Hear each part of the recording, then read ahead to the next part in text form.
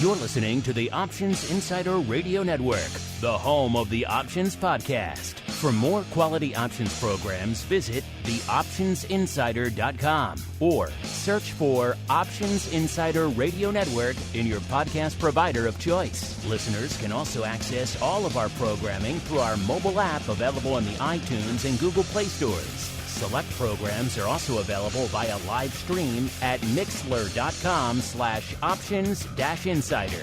That's mixlr.com/options-insider. Don't forget to follow along with your favorite programs and submit your own questions for the hosts at twitter.com/options, stocktwits.com/options, facebook.com/theoptionsinsider, or via questions at theoptionsinsider.com.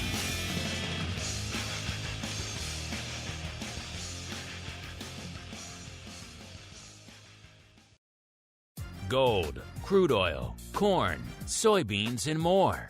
With so many tradable products, the futures options market can be an intimidating place. How can you possibly keep track of the latest trading developments across so many different products? Don't worry, we've got you covered. Welcome to This Week in Futures Options, the program designed to help active futures options traders stay on top of this ever-changing marketplace.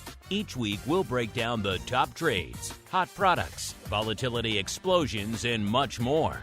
This Week in Futures Options streams live, so be sure to check out our live stream via the Mixlr app. That's MIXLR. Or join our live chat room at mixlr.com/options-insider. Whether you're an experienced veteran or a newcomer looking to separate the wheat from the lean hogs, This Week in Futures Options has the information you can't find anywhere else. This Week in Futures Options is brought to you by CME Group, the world's leading and most diverse futures and options exchange. For more information and educational resources about futures options at CME Group, visit cmegroup.com/options. And now, get ready to break down the latest futures options trading activity. It's time for This Week in Futures Options. All right, everybody. That music means we are back once again for TWIFO This Week in Futures Options, a program where the name pretty much says it all. We're going to break down all the action in the world of futures options. My name, of course, Mark Longo from theoptionsinsider.com. Remember, if you like what you hear, do throw some stars, some ratings, some likes, whatever your platform allows you to do. The show is pretty much available on just about every platform, including the app stores. So if you want to leave a rating or review there, don't leave questions in those places because we tend not to get to them in a timely manner. Hit us up on the various social medias or questions at theoptionsinsider.com if you want to get a timely question in. But we do appreciate your stars and ratings. It helps new folks continue to discover the content, and there are new folks discovering these markets all the time. And of course, if you personally want to discover even more content, who can blame you? A lot of great analysis being done in the world of futures options on our pro Q&As all the time. Only one place to go to get access to all that fun and a whole bunch more. theoptionsinsider.com/pro, or for you really cool kids, /secret club. Check it out if you'd like to learn more. As we learn who's joining us on the old CME Group hot seat today, I'm pleased to welcome back our old friend, Mr. Rich Excell, the assistant professor of finance over there at the University of Illinois. Mr. Excell, welcome back to TWIFO, sir. It has been too long. It has been long. Good to see you, Mark, or good to hear you. I say, if you see me, then you've planted that bug in my studio again, haven't you, sir? Yeah, I have. All right. With the team assembled, let's dive right on into the Movers and Shakers report. It's time to find out what's rallying on the light side and falling to the dark side at CME Group this week. It's time for the Movers and Shakers report. All right, everybody, welcome to the Movers and Shakers report, the portion of the show where we break down everything that is lighting it up to the light side, a.k.a. the upside, and to the dark side over there at CME Group this week. If you want to see this report for yourselves, it's one of the few premium reports you can get access to from Bantix. Just follow CME Group. Most of you probably do on Twitter, or follow us. We tweet it out as well right before showtime. Again, if you want to get access to the full panoply of offerings over there at Bantix. Head on over there, bantix.com, bantix.com, and then click on the free trial link. I think you're going to like what you find. We really do just scratch the surface. It's just one report out of dozens upon dozens in there that we use on this show. So go check it out over there, bantix.com, the place to go. If you did so, you would see that this week, probably not surprising, skewing a little bit to the dark side. I would say 85-15, 80-20, somewhere in that range, red versus green, even though we do have a nice pop percentage-wise to the green side. In fact, our biggest percentage mover this week is to the light side. But aside from that, not a ton of green on the screen this week. But that said, Mr. Rich, you are our guest. So you decide where we start. Should we start to the light side or to the dark side, sir? Mark, I guess we should start the light side because, like you said, there's not too much that on the light side, so it would be interesting to see what's working. We could do it in 2 seconds. All right. To the light side we go. Number 5, we're starting in the ags, the esoteric side of the ags, listeners, the dairy in particular. Our old friend Class 3 Milk making it back on the Movers and Shakers report, this time to number 5 to the light side, up 2.1% this week. Number 4, staying in the ags, we're going to oats, up nearly 4% this week, 3.92% to be precise. It was number 4 in the other direction last week, off about 2.5%. So getting back more than it lost last week. Again, before you get excited, it had roughly 15 contracts on the tape. So not a ton to be parsed out there. Number 3, still staying in ags. Got a little bit of a theme here. We're heading out to soybean oil, up 5.24%. Number 2, also still staying in ags, but again, getting esoteric, getting into the softs. One of our old friends, one of our frequent offenders, I should say one of our former frequent offenders, because it hasn't really been lighting up the tape much the last couple of months. It's lumber. For the lion's share of the pandemic listeners, lumber was found in our top 5 in either direction just about every week. This week, it is coming in at number 2, up 6.97%. So there's one of our 3 frequent offenders. Let's see if we can find the other 2. And spoiler alert, we do. Number 1 to the light side. I told you about our largest percentage gainer this week. That comes courtesy of the energy complex, in particular nat gas, up 17.37%. It was also number 1 to the light side last week, up 8.77%. So a banger couple of weeks out there in nat gas land. Intriguing stuff. Should be some fun action to parse out there. Before we do that, let's go to the dark side now, listeners. As we said, just an embarrassment of riches to choose from on the dark side. Number 5, oh, there it is, our other frequent offender. So the full trifecta in effect this week, listeners. Bitcoin coming in at number 5, so we're heading out to crypto here, off nearly 4% this week, 3.98%. Number 4, back to ags, KC wheat, off 4.33%. Number 3, it's palladium, back to the metals, off 6.4%. It was number 5 in the other direction last week, up 3.03%. Again, before you get excited, sub 100 contracts on the tape out there in palladium. Number 2, back to the ags, it is Chicago wheat, off 7.12%. Number 2 in the other direction last week, up nearly 6%. So intriguing couple of weeks, giving back more than it gained last week out there in Chicago wheat. And number 1 dark side mover this week, RBOB. So back to energy, off about 9.27%. It was number 3 to the light side last week, up 4.75%. Again, sub 1,000 contracts on the tape out there, so probably not a lot to parse. Rich, I love when you join us on the show because you always come armed with a whole bunch of data, a whole bunch of analysis, and some intriguing trade ideas. I know you've been busy in a lot of complexes, but I also know you've been diving deep into rates. A lot of people have a lot of thoughts on what's going on out there in the rates complex, so I think we're going to start there first. The Fed, the yield curve, inflation fears. How are they impacting options activity and volatility in your favorite interest rate products? Let's find out as we explore the world of rates. All right, listeners, welcome to the ever-evolving world of rates. If you want to find it for yourselves on the free reports, head on over to cmegroup.com/TWIFO.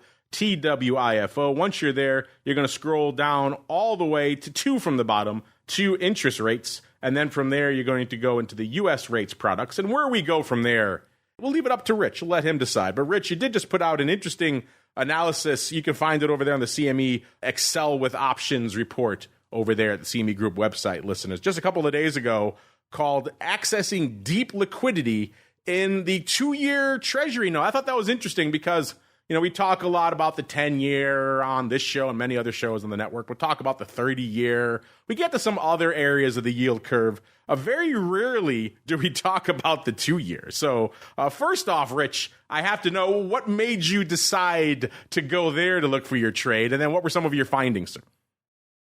Well, I'll tell you what made me go there is a lot of conversations I'm having with people who are thinking about how they can try to lock in some of these higher yields right now.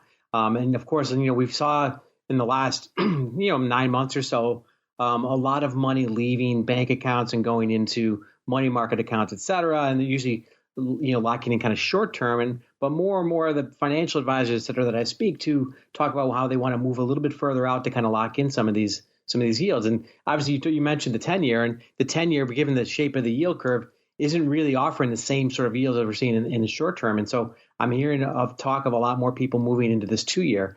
And in addition, we've seen a lot of the issuance side of it staying in the front part of the curve as well, and not going so much out further along the curve. And so to me, I was starting to look at and seeing supply and demand sort of coalescing around this kind of 2-year part of the curve, which I thought was interesting because it's right about where we see that kind of those high rates kind of start to tail off a little bit once we get beyond that. Yeah, so a lot to unpack. And again, listeners, it's a pretty in-depth report. I encourage you to check it out if you are inclined. Again, Accessing Deep Liquidity in the 2-year Treasury note is what it's called there. But Rich, you kind of mentioned all that evolution. If you want to hit us with some other interesting findings again, this is a very, very detailed and thorough analysis. You always come to us armed with interesting trades, whether they're time flies or ratio, for all kinds of fun. So what fun did you get up to out there in the 2-year this week, sir?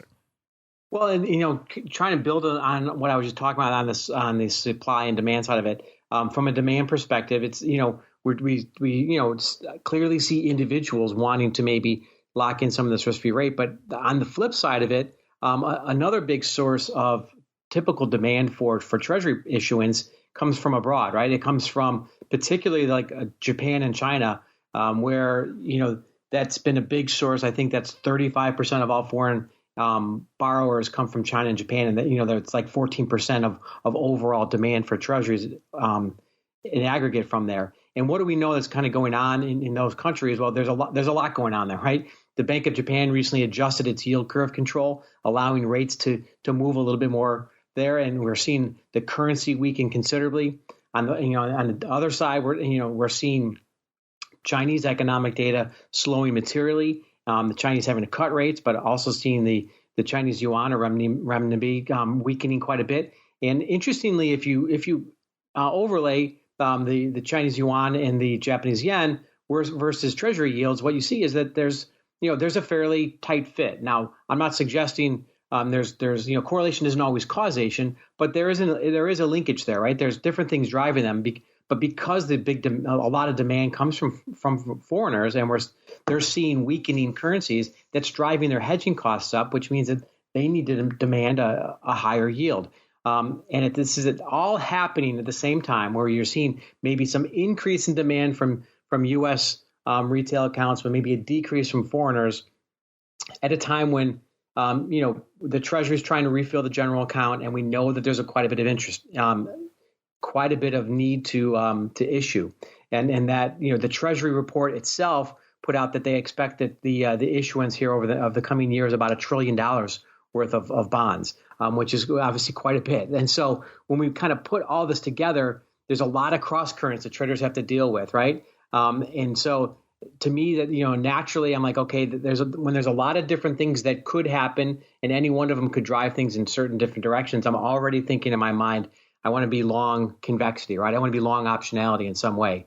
Now I kind of go in and I start to look in like, the tools that the CME group can provide, such as like the CVol tool, which lets us see where volatility is versus its own history, but also versus other products.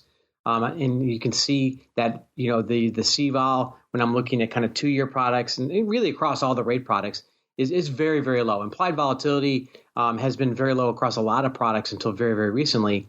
But also the realized or historical volatility has been quite low in this product as well. And so, we don't have to go back very, very far. Even if you just kind of go back to March when we had that most recent kind of mini banking crisis, to see that we can see big spurts in realized volatility around those events when all of a sudden this supply demand, what looks like balance, somehow tilts one way or the other because there's a moving part that we're not anticipating. So I put all of this together, and I'm thinking about, okay, this to me looks like I'm not really sure which way this could break, but we've been kind of driving into lower and lower levels of realized volatility, and it looks like this could break one way or the other. And so I wanted to be long straddles, and I'm thinking about along those lines. It's the idea that the idea that low volatility is kind of the catalyst for high volatility because people get so comfortable with it, and therefore oftentimes will lead to people putting on more and more leverage. I think the Minsky quote is stability creates instability. But Mark, when we talk about long optionality, we always want to have a catalyst, right? Because long options are kind of an instant gratification idea, and so you don't want to just buy options because they look quote cheap or inexpensive. You want to buy them ahead of what we think are catalysts. And so what are some catalysts that might cause the supply demand balance to wobble a little bit? Well, next week we've got the Jackson Hole meeting, and then followed up in the middle of September with an FOMC meeting. And so while the market has kind of really coalesced around the idea that the Fed is finished, et cetera, is there something that could cause that to not work out the way we've expected? It was the Jackson Hole meeting last year with a very brief statement from Chairman Powell that caused quite a bit of volatility across all asset classes, and I think we've kind of forgotten that. But what would get the Fed to maybe tell people that it's not quite finished? And that's why I was looking at a little bit of the recent rise in oil and gasoline futures. I know that's come back a little bit here, but could this be causing a shift in inflation expectations? And we have seen a bit of an unanchoring of inflation expectations if we look at the 5-year, or if we look at the University of Michigan data in the 5-year level. And so, and where can I also see that? Well, CME Group provides another great tool, a cross-asset correlation tool. And when we look at that, what we see is what traders think in terms of the correlation of implied volatility of oil versus interest rates is at actually a reasonably high level versus where it is historically. And so the idea here being that unanchored inflation expectations might bring the Fed back into play, which might cause some moves in the rates complex, and that could ultimately be potentially triggered by oil. What might be triggering the oil? Oil is obviously supply and demand, and we know what we've been doing with the SPR here in the U.S. We know what OPEC Plus has already announced, but there's an interesting story I came across from the BBC that talked about how Ukraine has been using drones, to attack commercial vessels in the Black Sea, and how this is potentially going to disrupt the supply of Russian oil. And so that was another thing that maybe people aren't thinking about. And so that's what I was really kind of putting together and saying, I don't really know what's going to happen here, but I do know that we're at really low levels of implied and realized volatility. There's a number of different catalysts coming up of what we can see in terms of meetings. And then there's these other moving parts going on in terms of what's going on in Asian currencies, what's going on still in the Black Sea. And I just thought that getting long straddles made a lot of sense. And that's kind of where the whole idea kind of came from, Mark. Yeah, this is fascinating. I was looking over the 2-year while you were talking, and it's been quite a while since we've sunk our teeth into the 2-year for obvious reasons. Looking here at the overall volume, it's about 35,000 contracts on the tape right now, so not exactly blowing the doors off, but not nothing either. It's not 1,000, it's not 500, anything like that. So there is starting to be more paper out there. I think maybe Rich, with you guys and other folks starting to talk about it, we'll see a little bit of a turn out there. I do love your straddle. I'm just looking at this, and it brought a smile to my face, Rich, and I know you pointed it out in your report as well. You were talking about the SEP straddle here, and so it has roughly 8 days to go, which is right past the Jackson Hole meeting, which I believe is next week sometime. So the vol out here, listeners, if you are intrigued, And again, we're talking about VIX all the time. People are always wringing their hands. Oh, VIX is in the teens. People start wringing their hands. Oh, vol is so low. They see a lot of the other assets we're going to talk about on the show have vol in the mid to low 20s. Sometimes if you get excited, things get into the low 30s. Nat gas hanging out around a 50 odd. And then you come into the 2-year, listeners. And the SEP contract, by the way, the SEP future and the 2-year, 101 and about a quarter, off about 6, almost 7 cents on the week out there. And the vol, listeners, 2.5. Yes, 2.5. It's up, though, up about a quarter of a point. So that's actually a size vol move. Rich, it's hard to even wrap my head around such anemic vol numbers. I mean, I know we're talking, usually the 10-year, you're talking a 7. So you're not talking explosive vol, pretty much, except for, the 3-month SOFR and the old euro dollars. It's hard to find a lot of vol in the rates complex, but still, a 2.5 puts it in a very special category. So I could see why maybe you'd want to go long that straddle rather than sell it, sir. Yeah, absolutely. And it's a as you mentioned, it's a super low number. But let's look at, one of the things I highlight in the report is that the realized volatility of the 2-year in that March mini crisis shot up to 8 from 2. And so that's a massive move. And if you're long a straddle on a 2.5 vol and you get anything that approaches that, and some other crises we've seen post Jackson Hole last year, it shot up to a 5. And so that's a pretty big move. And so you don't have to necessarily play in the big numbers to make big gains. And I, said you could really, from a long side, you could look at it 2 different ways. You could look at it either from a break-even standpoint, where you buy the straddle and like say, I'm not really sure which way it's going to go, but these break-evens of kind of just above 101 and just above 102 look reasonably attractive to me. Or you can sit there and you try to delta hedge it on every day and just try to be disciplined and say, I think the realized volatility will go higher, and I'm going to just flatten every half an S standard deviation or every 1 standard deviation and try to make my money on a realized volatility basis versus a break even basis. But I think to me, it kind of set up to look at it from either perspective. Yeah, aggressive delta hedging, 2-year straddles. I didn't think we'd be going there today. That's why I like when you join us here on the show, Rich. Always some intriguing ideas. So listeners, if you're looking for vol that is even cheaper than you may have expected in maybe an asset class and perhaps a portion of the yield curve that you didn't expect to be hanging out at, then perhaps you may be intrigued by the 2-year. Let's run down the rest of the 2-year action such as it is out here. I said about 35,000 contracts on the tape, a little over half, 57% of that coming in the SEP contract where Rich is hanging out. Maybe they read his report. That goes away in about 8 days. Like I said, the vol there is even lighter, 2.15 listeners. So yeah, these are impressively low levels of implied volatility. Skew such as it is when you have this anemic of a vol number, both sides were about roughly flat, maybe a point bid or offered in either direction. This week, the skew has evolved a little bit. The puts are slightly more bid, about 4% bid, and the calls 2% bid. So a little bit of a smile with a bias to the downside. I guess when you're looking at a 2 vol, a 4-point premium to the downside is actually something worthy of note. And what was leading the dance out here, listeners? It was the 101 even puts in that SEP future at a 101.1 right now. So these are pretty much the at-the-money puts. They went up 11,000 times. So again, the whole product did 35,000 contracts. So 11,000, nothing to sneeze at. The big day was Wednesday, 5,300, mostly opening there. 4,400 on Tuesday, slightly closing there. 1,000 on Monday, and then not much going up today. And then right behind it, we have the 101 and 5/8. Haven't said that in a long time. Puts going up.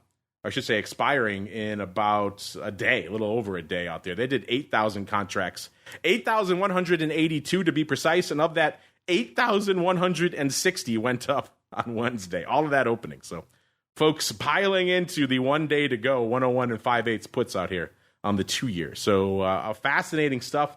I'll have to dig in to see if I see any size straddle prints for you here, Rich, but intriguing stuff nonetheless. We could probably sink our teeth into more out here for the rest of the show. But we got to keep on rolling, Rich, because I know you've been busy with a bunch of other complexes as well, including energy, which is also lighting up our movers and shakers this week. So let's head out there next.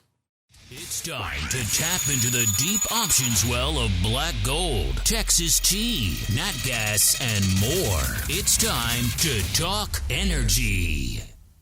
All right, everybody, welcome to the ever-evolving, ever-exciting world of energy. A lot of movers and shakers coming from the energy complex this week. A lot of action out there. Head on into that drop down, pop out of rates if you can drag yourself away from a 2-vol, listeners, and move up the chart a little bit to the energy complex. Then we're going to start. We have a lot of movers and shakers. Obviously, nat gas is dominating the tape out there percentage-wise this week. But we also have crude oil moving a lot this week, getting a lot of headlines, and also the subject of a report from Rich just a couple of weeks ago called, "Will Global Demand for Crude Oil Continue to Rise?" So, Rich, like we said, you always come armed with some intriguing data and also some intriguing strategies. What was catching your eye out there in terms of WTI with what's going on, the yin and yang of the OPEC cuts? Are they going to be enough? And what you're seeing from a vol perspective? And then what funky trade did that lead you into in WTI this week, sir?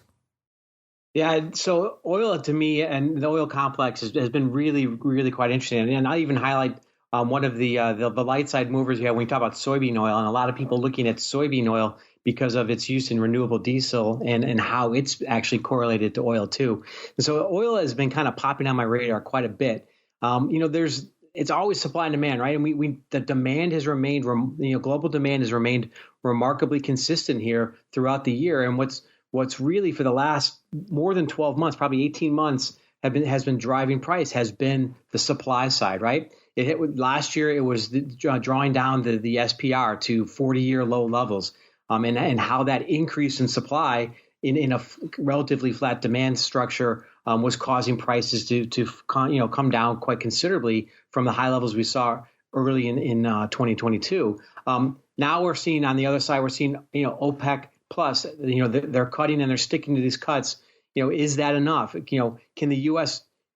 has talked about refilling the SPR, but then we see the headlines that while they say they're going to do it, then that doesn't really get done. So what's going on there? We just mentioned on this report, or the other report this week, Russian supply. What do we think is going to be going on there? We've gotten data through earnings on North American rig counts, and that looks like it's those are starting to slow down quite a bit.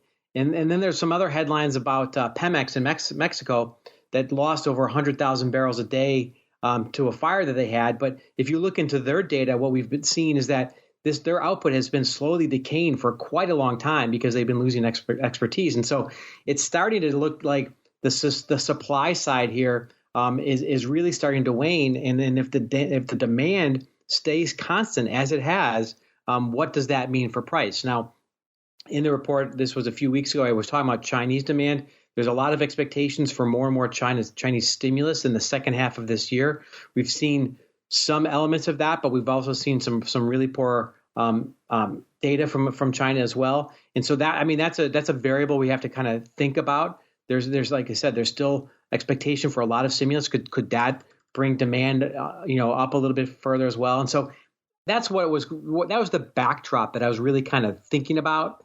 And then, as always, my next stop when I'm kind of parsing through all of those stories and macro stories, et cetera, is I go to CVOL. I'm like, okay, is volatility generally expensive or generally inexpensive?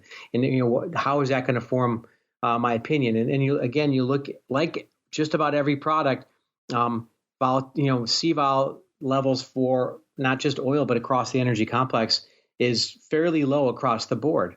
And you can dig into those CVOL numbers and you can look at up VAR or down VAR and or the difference of them, or you can look at skew. You can get a good measure of skew. And what we've seen is that on the skew side, there's the skew you can see where there's a preference for convexity from the traders.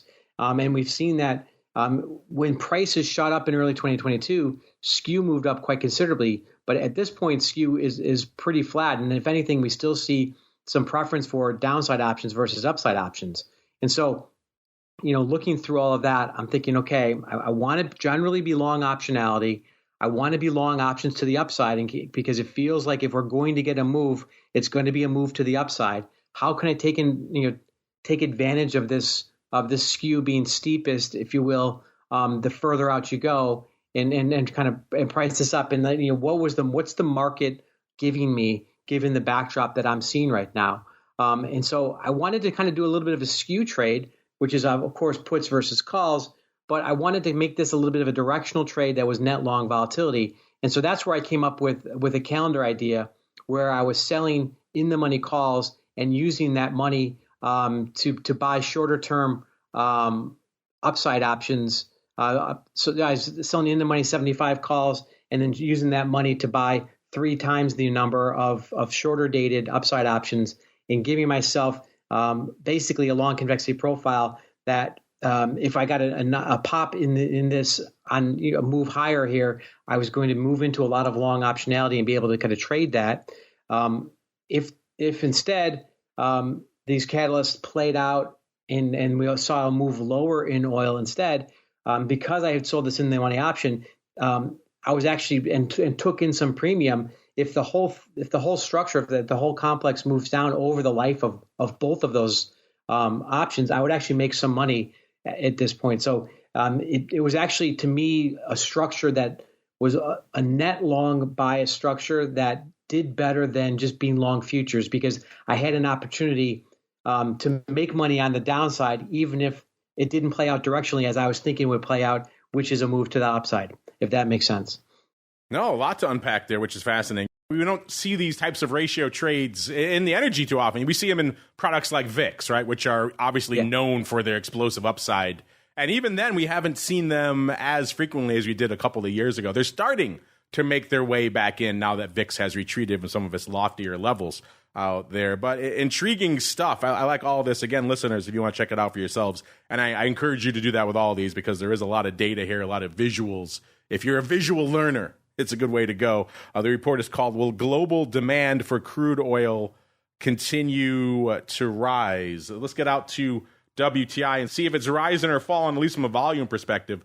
The underlying falling right now off nearly 3 handles, or about 3.4%, back below the 80 handle in that front future, if ever so slightly, 79.75 right now. But surprisingly light on the volume front. Again, it is August, so we would seasonally expect these lighter volume levels, but then again, things are popping. We were just talking on our Option Block show about how VIX and all these other things that are usually in their seasonally light period heading into the dog days of summer are putting up record numbers. So I wouldn't be surprised to see WTI participating. Doesn't seem like it is right now. 300,000 contracts. Usually this time of the week, we expect anywhere from 400 to 450. So looking kind of light, actually, on the volume front. And most of that paper, nearly half, 44%, coming in the October contract, which has about 29 days to go. So we're going to sink our teeth out there. What is the vol? You might be wondering. It's a little bit higher than a 2. It's about 28.5, up about 2/3 of a point. So again, energy complex, if you're looking for some volatility out there across all the assets on CME, you could do worse than sink your teeth into the energy complex. You know, nat gas, obviously its own beast, but WTI, respectable, near a 30. We all know crypto even dipping to levels like this now. Crypto, usually a good bastion of volatility. It is in the mid to high 20s in ETH and Bitcoin right now as well. So kind of hard to find a lot of juicy vol out there. So energy is kind of one of your few places to go. Well, let's go out to the skew, see what's going on out there. Last week, the puts were where the action was, 7% bid. This week, the puts are still bid, but not quite as aggressively, 5.7% bid. So coming in a little bit. The calls are kind of unchanged. They were 4.2% cheap last week, 4% cheap this week. So that, again, shows you kind of what Rich was talking about with the skew and where the bias is. It is to the downside, if ever so slightly right now. We have kind of a modest equity skew, I would call it out here. If we were looking at this from an equity, the puts would be more bid, the calls would be more offered, but we're trending in that direction, listeners. And in terms of the action, where was the action? I said we just dipped below the 80 handle out here, listeners. It was the 90 calls in October leading the dance. It seems like folks were getting the heck out of Dodge on these all week, which probably also contributed to that light call skew out there. The big day, actually Tuesday, about 4,000 on Tuesday, 2,000 each Monday and Wednesday, closing pretty much all of those days. 3,600 today. Obviously, we don't know today, but I'm going to guess probably bailing out there today as well. Right behind it, we had the 85 strike. It lines up pretty close, about 11,500 versus 11,800 for the 90s. Actually, volume-wise, some days it looks like it could be a roll. But it looks like they're closing here on the 85s as well, though. So it doesn't seem like folks were rolling from the 90s to the 85s. It seems like they were just getting the heck out of Dodge on both strikes. The big day for the 85s actually today, 4,300 today, a 3,500 on Tuesday, 3,000 on Wednesday, only 500 on Monday. So it looks like closing Tuesday and Wednesday out there as well. So folks just bailing on a ton of upside here in WTI, and given what we're seeing out there, maybe it's understandable. Right behind it, we have the 75 puts. So there are some puts sneaking into our top 5 this week, which is more along the lines of what I expected out here. We have about 10,600 of the October 75 puts going up this week. The big day Tuesday, 4,100 on Tuesday, 2,000 on Monday, 3,000 today, and about 1,500 on Wednesday. Seems like they were opening all week long. So again, makes some sense as we continue to threaten that 75 handle, get closer to it. More opening on that 75 put strike out there in October. So funky stuff. Before we roll on energy, we have to touch on the big dog mover of the week, at least percentage-wise, for our movers and shakers report listeners. That is one of our frequent offenders, which is nat gas. Like we said, dominating our upside movers and shakers, dominating the whole report this week, up 17%, 17.37% a week over week. That's coming on the heels of being up nearly 9%. So nat gas popping. Given some of that back right now, it's off about 14 cents net so far this week. So giving some of that back, but a banner couple of weeks. Mr. Rich, I know you've been focusing a lot on the WTI side of the energy space, but anything catching your eye in the ever turbulent world of nat gas these days? Yeah, nat gas was something that I've written about a little over a month ago, going back or probably into maybe late June. And that was something where, and I think we talked about last time I was on, where we had been consolidating at a fairly low level and started to move higher. And to me, technically looking like it was about to maybe potentially break out.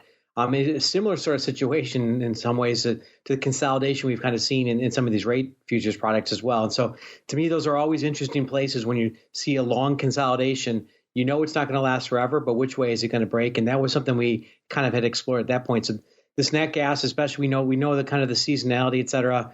And, at the time I was looking at also the kind of the buildup, the approval of LNG, liquid natural gas plants that was happening, and the fact that Europe had to stockpile going into the winter. There are some interesting global dynamics going to go on that were going to be potentially impacting U.S. nat gas too. Let's get out there and see what is going on from a nat gas impact right now. Like we said, off about 14 cents this week, so giving up some of the ghost, off about 5.25% since Monday. Of course, you go back to the end of our show last week, a little bit of a different percentage mover. And of course, it's easy for an underlying that is around $2.62 to be our percentage gainer and loser of the week. So read into some of those leading numbers with a bit of a grain of salt, but it is fascinating. I know for a lot of you, it's a big product on your radar. Now, that is, again, evident by the volume numbers. Usually, kind of like WTI, we expect somewhere around 450,000 contracts this time of week. WTI shedding volume, I guess they're picking it up here in crude oil, in nat gas, because nearly 600,000 contracts on the tape right now for nat gas. So a bit of a banger week out here. And where is the action, listeners? Nearly half, 47% of that paper going up in the October contract as well. It has about 40 days to go. So we're going to head out there. And, vol getting juicy again out here in nat gas. We were hanging out at a 50. In fact, if you look at the September contract that has about 11 days to go, it still isn't a 50 handle, 59 to be precise. We get a little bit longer term, though. We go out to October, 40 days. Now we're threatening a 70, 67, 87 right now, up about 5 2/3 points. And that's starting to get closer to the type of vol we expect from a nat gas. When you're hanging out in the 50s in nat gas, that's fairly anemic from a vol perspective. And again, we've seen nat gas get into the triple digits very easily. So 50 handle vol in nat gas, it's certainly intriguing. It's not quite a 2 handle like we saw on the 2-year note, but it's maybe the nat gas equivalent of it, listeners. In terms of a skew, interesting, kind of a quiet skew last couple of weeks, which is interesting. Last week, the puts were 3.5% bid. This week, they are 2.6% bid, so not a heck of a lot of premium really there. And the calls last week, 1.4% cheap. This week,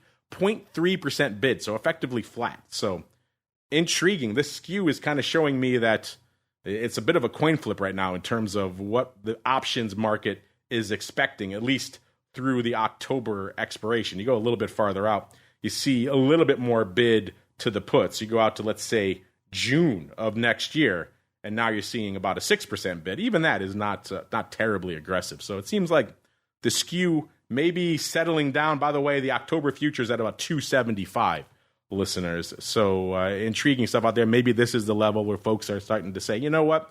We've dipped below, threatened the 2.5 level. We've rallied, threatened the 3 level. Seems like 2 3/4 may be a good settling out point, at least for right now. What is interesting is the number one volume leader out here in nat gas this week, listeners. We haven't seen strikes above the 3 handle. Obviously, we saw those strips, the weird strips with like the 6 calls, but those are kind of an aberration. I'm talking about size prints. We haven't seen a ton above the 3 strike lately. That is changing this week. The 3.5 calls in October leading the dance this week with 34,000 contracts. So a lot of action in these 3.5s and back and forth, opening to closing too. So a lot of back and forth trading out here. The big day is actually today. 12,000 today, almost 11,000 yesterday, 6,000 on Tuesday, 5,400 on Monday. So heavy action pretty much every day this week in these 3.5s, back and forth, opening to closing throughout the week. So a lot of churn and burn on these 3.5 calls. Right behind it, we actually have the 2 puts, nearly 30,000 of those, also in October. The big day for those, Monday, about 12,000 on Monday, mostly closing there. Then 7,500 today, 6,400 on Wednesday, 4,000 on Tuesday. So closing looks like the rest of the week. I should be opening the rest of the week on those 2 puts and then closing on Monday. And then we stay with the downside. We go to the 2.5 puts. This is the kind of paper we've come to expect now in nat gas. You know, the 2.5 puts, the 2 puts, that sort of thing. The 2.5 puts this week in October doing 29,000 contracts. The big day for those today. So the liquidity is kind of all over the place in these, which is interesting in and of itself. 8,500 on Wednesday, slightly opening there. 7,000 on Tuesday, slightly closing. And then 4,500 on Monday, slightly opening again. So back and forth on the 2.5 puts and on the 2 puts and on the 3.5 calls. And if you want some more calls, how about 27,600 of the 3 calls also going up this week? The big day for those also today.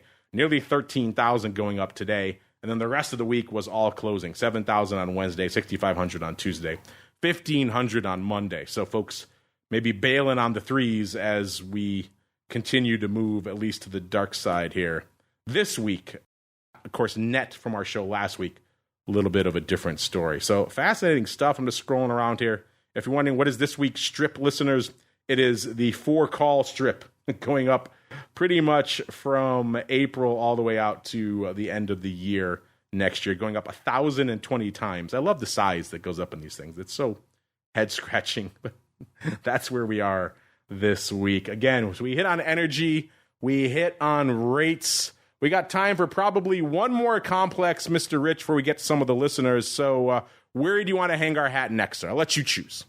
Well, you know, I probably would say ags would be a good place to go. There's a lot of good movers there, as you mentioned, or at the start of the show. All right, then to the ags complex we go, listeners. It's time to get our hands dirty exploring the latest options, trades, and trends in corn, wheat, soybeans, and more. It's time to talk ags. All right, listeners, welcome to the world of ags. You know where to find it. Go into that drop down. It's right at the top of the list. It is an alpha order list after all. And Rich is not wrong. A lot of frequent offenders out there in the movers and shakers this week coming from the ags complex, almost the entire light side. We had lumber, we had soybean oil, we had oats, we had Class V milk on the light side. To the dark side, we had Chicago wheat and KC wheat. So quite a few of our movers and shakers this week coming in the ags complex. Mr. Rich, I know in the past you've come on here and talked about time flies and some of the ags. What's catching your eye? Which products are catching your eye out there in the ags complex this week, sir? I would say the 3 that I'm generally trying to keep my eye on are soybean oil, wheat, both Chicago and KC wheat, and lumber, but for really, really kind of different reasons. As I mentioned before, soybean oil, this and potentially has some interesting leading properties, perhaps, of oil, but certainly tied to it, given, like I said, the renewable diesel demand. So, we talked a lot about oil. So what are we seeing in soybean oil? Is that kind of a move that's worth paying attention to here? Wheat's interesting for a different reason. Talked a little bit about what's going on in the Black Sea we saw the collapse of the Russia-Ukraine wheat export deal, and we had a pop in wheat right on the back of that. But it's given up all of that and then some. And so to me, it's always interesting when you see prices not respond the way you'd expect around a kind of a news event like that. Was that perhaps maybe there's a little bit too much anticipation of that? And so that's what's really caught my eye. And then lumber for another different. Obviously, a lot of people are talking about housing, talking about mortgage rates, talking about even Warren Buffett buying home builder stocks or whatever, and all of the potential optimism or pessimism, depending on where you're coming from, in the housing complex. But lumber is just not showing us the love, is it? It's really kind of low and staying low, and even though it's kind of a move on the light side, it's coming from low levels. And so, to me, that's always a good leading indicator of what we should be expecting in the housing market going forward. And so, what is that going to mean for the economy and for other products too? So, a lot of different moving parts going on, as you said. Some things are on the light side, some are on the dark side, and they're each with their own catalyst. So, I thought it was just a really interesting place to be looking for things. It is a fascinating complex. We could easily do the full hour in the ags as well. Listen, you just ran down a lot of the interesting products. We mentioned Chicago. We've talked about that a lot recently on the show. Doing decent paper this week, 122,000, but a product we haven't touched on in a while. Number 3 light side mover this week. It is soybean oil, up 5.25% since our show last week. We're going to head out there. Decent paper out there this week as well. 73,000 contracts on the tape for that. Where is soybean oil? You might be wondering right now. 67.75 in that front future, up about 3.6 or about 5.64% just since the Monday show. So pretty much most of that move to the upside coming this week. And of that 73,000 contracts, about 60% going up in the SEP contract that goes away in 8 days. So very near dated, not quite 0 day, but about as close as you're going to get in the soybean oil contracts out there. So we're going to hang our hat out there, listeners. Usually we wouldn't do that. Usually we'd say, try to keep it outside of 2 weeks. But, in this era of 0 day, listeners, you got to get as close to the fire as possible, it seems like. Right now, the vol out here in soybean oil, a 30.62, up about half a point. So interesting out there. So not too many assets we're going to talk about on CME right now, north of a 30 from a vol perspective. This is one of the few you can sink your teeth into out there and getting a little bit frothier this week. Skew-wise, not much evolution. The puts were 3.8% bid last week, 3.7% this bid this week, so not much going on there. The calls, 0.4% cheap last week, so pretty much flat. This week, getting a little bit cheaper, about 2.1% cheap. So, again, kind of a modest bid to the puts and an offer to the calls, but nothing crazy out there. And in terms of action, the big dog out here, I said we're at a 67.75 in that front future. It was the 63 even puts leading the dance out here this week, doing 7,300 contracts. The big day was Wednesday, 3,200 on Wednesday, 2,100 today, 1,600 on Tuesday, only a couple of hundred on Monday. Mostly closing on Wednesday, opening on Tuesday. Seems like a lot of back and forth on these 63 puts. And then right behind it, we have these 66 calls. So a pretty tight strangle or risk reversal, call it what you will, out there. These calls in the money here, 4,500 of those. The big day for those was Monday, nearly 3,000. So a lot of folks bailing on the 66 calls on Monday, obviously. About almost 800 on Tuesday, almost 1,000 today. Nothing to speak of on Wednesday. So it seems like a lot of folks bailing on Monday, then some slight paper coming back in throughout the rest of the week. And then right behind it, we have to go out a little bit to the 63 calls in December. They did about 4,000 contracts exactly this week. And for that one, the busy day, not Monday, but Wednesday, 3,100 going up on Wednesday. The rest of the paper kind of scattered throughout the week and not much to write home about. So it was all on Wednesday, and it was all folks bailing on the 63s. Maybe they rolled up to the 65s because we have about 2,300, total of 3,500 of the 65s trading on the week and about 2,300 going up on Wednesday, mostly opening. So maybe a bit of a roll there from the 63 to the 65 calls here in soybean oil. But we are coming up against it, listeners. I want to make sure we get to some of you folks. So a little bit of your futures options feedback. It's time for your questions, comments, and insights. It's time for Futures Options Feedback. Submit your questions at twitter.com/options, facebook.com/theoptionsinsider, stocktwits.com/optionsinsider, or via questions@theoptionsinsider.com.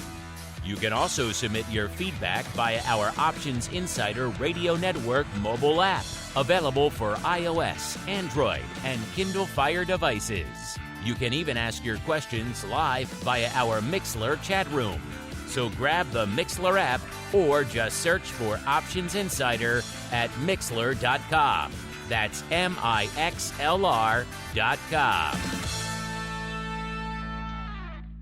All right, everyone, welcome to the Futures Options feedback segment. No shortage of ways for you folks to interact with us here. Of course, at Options on most of your major social media platforms is an easy way to get at us. Questions at theoptionsinsider.com also works, of course. If you're in the secret club and you're listening live, we always bump those to the top of the list. Rich, seems like a lot of our secret club members, we're happy to have you back. We have Option God here in our chat saying, happy to have Rich back on the show. Always has great trade ideas. And you also spurred a good conversation about trading the 2-year note in our chat, Rich. So you're getting our chat up to no good. You're luring them to the dark side of the 2-year note, sir. That's always good to hear, actually. It's good to just generate some interest and get people talking about it, right? Maybe there's a trade there, maybe there's not. I think there might be, but at least we're talking about it and exploring new ideas. Yeah, a few of them saying they have traded, others saying they've looked at it, but not a lot of volume yet. It's kind of kept them away. I understand that, but it is starting to grow. So I guess if you're a little bit diligent, not scared to maybe work some of your orders, then the 2-year could be a viable option. Hey, it doesn't get a lot of love. Everyone talks 10-year, maybe 30-year. Not a lot of love for the 2-year. So there you go. We've got Age Del Aquarius says, while I'm a secret club member, it is amazing that Options Insider gives this content away for free. You can learn more here than an entire day listening to CNBC. And then Options Queen chimes in. She says she agrees. Definitely get more trading info listening to Options Insider than anywhere else. Not a fan of CNBC. Well, thank you to all of you folks out there. You are very generous with your praise. We do think we do a pretty good job here. We have been doing it for quite some time. I think there's a reason we've been around and kind of the standard bearer in this space for 16 plus years. So I think we do a pretty good job, but it's always nice to hear that. So thank you to you folks out there. And if you're on the fence about listening, maybe you're listening now for the first time, you're one of our newer listeners, maybe that'll convince you to join the dark side and at least subscribe to the full network. And who knows, you get excited, you get interested, maybe you join some of our cool cats and kittens over there in the secret club. And they are a pretty fun and pretty nice bunch. Our one rule for secret club, no jerks. It seems like we're able to adhere to that rule pretty well out there. So a lot of love. Thank you for all that out there, folks. Let's get to our question of the week this week. Let's see what kind of love or perhaps lack of love you guys have for this market and these products. Rich, I want to get your thoughts on this as well, because you're always looking at a wide variety of assets. At the beginning of the year, we always ask our audience their sentiment for the year. We give them a bunch of different asset classes to choose from. We say if you had to buy a 10% out of the money call expiring at the end of the year in one of these 4 asset classes, which one would you choose? When we ran this the first week of January, the choices, by the way, were the S&P 500, Bitcoin, crude oil, or volatility, aka VIX. 43% of our audience chose the S&P 500. Not a bad choice. I have to run the numbers to see year to date how that's working out. Obviously, Bitcoin had a nice run earlier in the year, kind of treading water, giving some of that back. Now, VIX had some interesting movement, so haven't crunched the numbers, but obviously the S&P doing all right this year, so not a bad choice. But we asked him again. We thought it was a good time to revisit that question, Rich, now that we're coming in on the latter half of the year here. Quite simply, again, and you have to hold it till the end of the year. This is buy a 10% out of the money call, listeners, and hold it through the end of the year on one of these following categories, the S&P, Bitcoin, WTI, or VIX. Which one would it be? Mr. Rich, what is your vote? And then B, what do you think our audience is up to, sir? That's a really good question. I mean, going down the list, SPX to me had, like you said, we've had a nice move already this year. Could we get another 10% plus to where that would go in the money? I'm not so sure of that, so I don't think I'd choose that. Bitcoin and crypto in general has just been kind of boring for the last 4 or 5 months, which is, you normally can't say that about crypto. And so it's kind of hard really to get excited there. Maybe we're breaking this boredom on the downside. VIX is one where, that's one that's such a high volatility. And if you don't get the move, in such a mean reverting product, you're going to see a lot of time decay. So I think I would vote for WTI myself. I do think we're going to see this kind of move higher in crude over the course of the year. I think we're going to continue to see supply disruptions and still steady demand. So I would personally vote for crude. But I'm going to guess a lot of listeners were probably picking Bitcoin, would be my guess. Interesting stuff here. Let's get out to the numbers And for a while there, Rich, it was exactly mirroring our January poll, with 43% of the people choosing the S&P 500. That has since changed somewhat. The S&P still in the lead, though, 37%. So I guess they're seeing the past is prologue, Rich. They had an up first half of the year. They expect it for the second half, followed by then it becomes more contentious with your pick, WTI, coming in at number 2, 29.6%. Volatility itself, 25.9%. Again, you're talking percents of percents. I know that drives some people crazy, including the greasiest of meatballs on our platform. But VIX can do 10% in a heartbeat if it really wants to, right? But then the question is, can it hold it through the end of the year? So a lot of questions there, but 25.9% of you choosing the VIX. And then, Rich, maybe surprising, only 7.4% choosing Bitcoin. You're right. Maybe some of the recent malaise out there is impacting people, because Bitcoin's another one. It can do 10% in a heartbeat, pretty much overnight if it really wants to. And yet the last couple of months, it's kind of been meandering around the 30,000 level. And maybe that's taken some of the steam out of it, because only 7.4% of our audience choosing Bitcoin, Rich. Does that surprise you? It does. It does surprise me. So I obviously got that one wrong, but I don't know. Maybe it's, like I said, maybe there's a little bit of boredom, but there's been some interesting headlines in Bitcoin, and maybe it's along the same lines as what we saw with wheat. If we're not getting the move we would expect on some of these headlines, maybe it's time to go the other way. I don't know. Interesting. It is interesting indeed. Unfortunately, that music means we've come to the end of the interesting info, at least here on TWIFO, listeners. If you missed anything we talked about here on the show or anything else we talked about this week, check it out, of course, on the full podcast feed. If you haven't subscribed to the full network, what are you doing? As our listeners say, you're missing out on a lot of great stuff that we give pretty much the lion's share of it away for free, and have been doing so for 16 plus years. So if you like what you hear, throw some stars, a rating, or a review. It does help new folks continue to discover the content. And of course, if you want to join all the cool cats and kittens over there in the secret club, theoptionsinsider.com/pro, the place to go to learn more. And Mr. Rich, you came armed once again with a lot of great nuggets for our listeners. If folks want to keep up with everything you're putting out over there in between your appearances on the old network, where should they go? What should they do? Well, you can always get me at CME Group. You can find the Excell with Options posts there. They come out bi-weekly, so that's a good place to start for sure. I'm on Twitter. I guess they call it X now. Whatever it's called, I'm there at Excell Richard.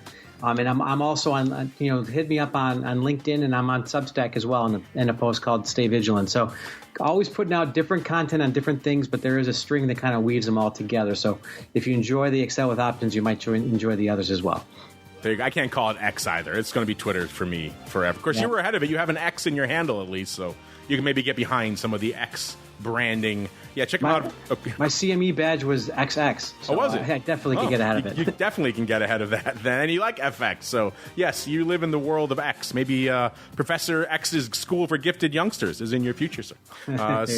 Intriguing stuff there. Of course, check them out over there on the CME website, Excell with Options Report, and Stay Vigilant over there on the old Twitter/X, even though we don't call it that. That is going to do it for us here on the network today. Back again tomorrow, noon Central, 1 p.m. Eastern, for Volatility Views. It's going to be an interesting one, breaking down a week's worth of volatility. And then back again afterwards for all you Secret Club members with Options Oddities. Going to be a fun one there as well. A lot to parse there. And then back again next week with the Option Block on Monday all the way through to next Thursday. Another episode of This Week in Futures Options. Stay safe out there, everybody. This Week in Futures Options is brought to you by CME Group, the world's leading and most diverse futures and options exchange. CME Group's markets help individuals and businesses around the world manage risks and seize opportunities. CME Group offers the deepest and most liquid options on futures across all asset classes, including interest rates, equity indexes, foreign exchange, energy, agriculture, and metals. For more information and educational resources about futures options at CME Group, visit cmegroup.com/options. This broadcast is intended for informational and educational purposes only and does not constitute trading advice or the solicitation of purchases or sale of any futures or options. The rulebook of the applicable exchange should be consulted as the authoritative source on all current contract specifications.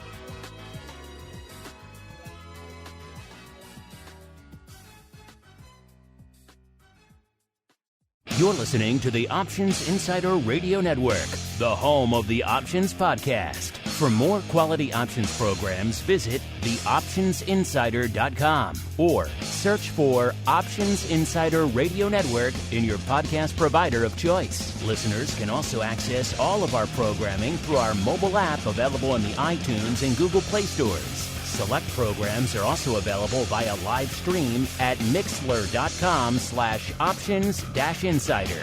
That's mixlr.com/options-insider. Don't forget to follow along with your favorite programs and submit your own questions for the hosts at twitter.com/options, stocktwits.com/options, facebook.com/theoptionsinsider, or via questions at theoptionsinsider.com.